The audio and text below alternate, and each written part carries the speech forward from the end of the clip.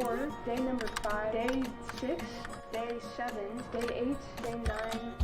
So today is the day that I start doing the vinyl on not only the walls, but the flooring as well. I'm not gonna lie, I have little to no idea what I'm doing, but I'm hoping I'm kind of just gonna like figure it out as I go. From scraping the mold off the top of the van to replacing the walls and the flooring, and then even trying to learn how to do upholstery along with an entire new paint job, I felt like I was slowly but surely starting to make progress.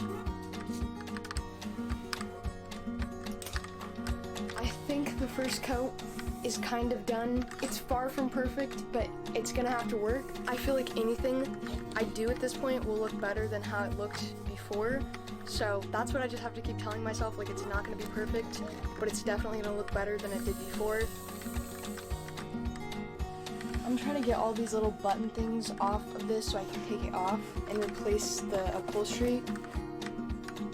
So I feel like the hardest part about this whole van build so far is just the fact that it feels like and looks like I'm not making any progress whatsoever, even though I'm working really hard. Like literally the van right now looks worse than it did when I first got it, which kind of defeats the whole purpose of me like doing all this hard work. I haven't even painted the outside yet, so it just like the primer, that's the primer on the outside.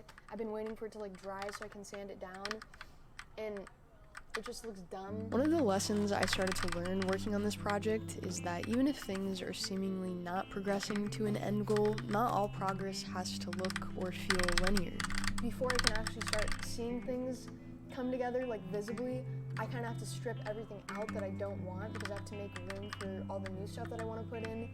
So that's kind of been the hard part, is just like watching it slowly turn into more of a shit box basically. I know it's probably going to be worth it in the end, but I also don't want to like focus too much on the end goal and the big picture, because that will just like stress me out, and I want to actually be able to like enjoy every moment of this project and not just like rush through it. I knew I was working as hard as I possibly could, and even if that hadn't yet amounted to anything rewarding, I knew it was eventually going to if I just kept working.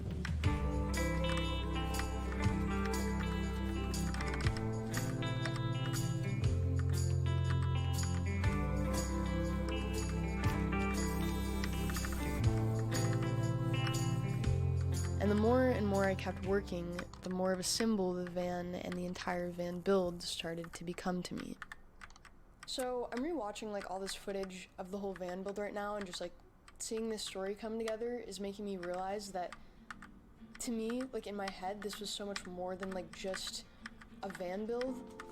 Not only was this one of the most like self-empowering, like liberating experiences of my life, but I also feel like it was the most like isolated I've ever been or felt. Because this path I'm currently taking in life is just very untraditional, I think it makes it like really hard to relate to people or have other people like understand. That feeling of just like being so isolated and alone really like forced me to embrace it and kind of like be independent and channel it into something constructive, which was the van and like building the rest of the van and like finding the motivation to keep going with the whole build, because it got really fucking hard at times.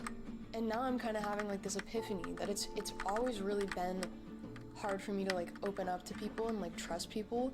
So this project and this whole experience to me was like almost like this like tangible embodiment of how I've like felt a lot of my life, feeling like I have to just like do everything on my own and like not trust people. And I'm still trying to figure out if that's like a bad thing or if it's a good thing, or if there needs to be like a balance, because on one hand it is good to like be independent and not depend too much on other people, but then on the other hand maybe I just have like really bad like trust issues or like abandonment issues or something, I don't know. But yeah, I don't even know if that made any sense to anyone. I just thought it might be an interesting storyline to include, because I've just really felt very disconnected from people in this past year of my life, and feel like the van build was kind of just like my way of accepting that all I'm gonna have is myself at the end of the day. This whole project just overall taught me a lot about myself as well.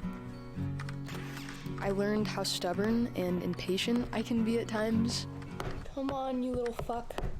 Oh god, This is really annoying. I have to get every little one of these like nail things out of the wood of the upholstery. I also learned how toxic being a perfectionist can be when really doing anything creative, but especially when renovating a 30-year-old vehicle that's obviously bound to have imperfections regardless of how perfect I was trying to make everything turn out. So there just so happens to be a bunch of chips in the original white paint on the van, so I think I'm gonna have to go around it and just fix all of those little imperfections, and mainly just how my anxiety makes me take things a little bit too seriously sometimes. Who knew putting in fucking knobs on cabinets would be this damn hard? Like,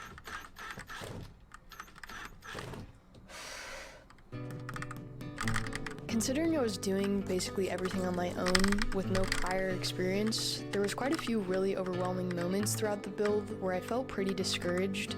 I ran out of paint in the middle of painting the van, and so I went back to the store to go get the paint, and the store apparently discontinued the paint in the shade that I need, so there is a chance now I might have to start over the whole fucking painting process.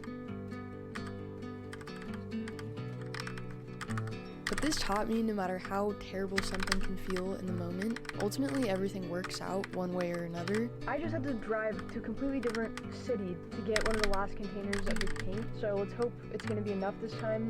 Don't you know that I'll be around to guide you through your weakest moments to be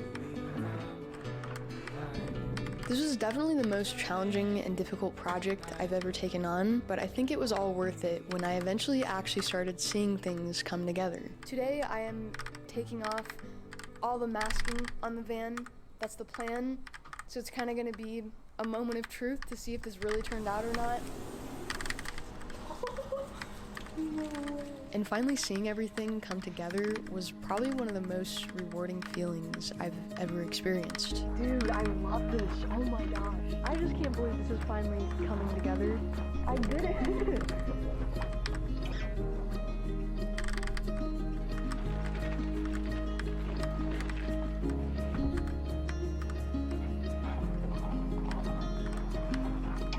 I just put in the new upholstered couch, and it looks so good. This is it. The curtains are looking good so far. I got these little baskets that I'm gonna mount on the wall right here, and I got like a spice rack and stuff. This is the bed area. It's very cozy, as you can see.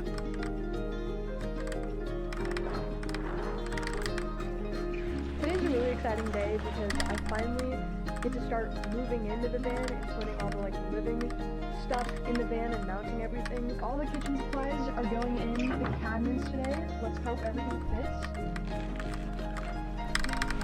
Okay, I think this is about done.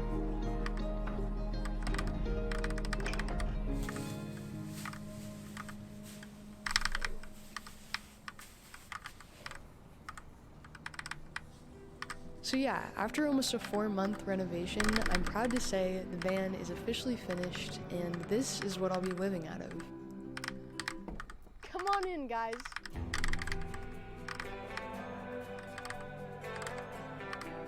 Starting off from the back of the van, we have my favorite part of the van, the coffee bar. This is the espresso maker machine. We had to like bungee cord it in so it doesn't fly off when the van is driving. Then we have the kitchen area over here. We got a sink, got a stove. I had to have someone install this for me though, like a new one, because I don't know how to do that shit. We got a spice rack, a little fruit, avocado. How much should I? Let's go. I'm gonna try to schedule for the den. I'm thinking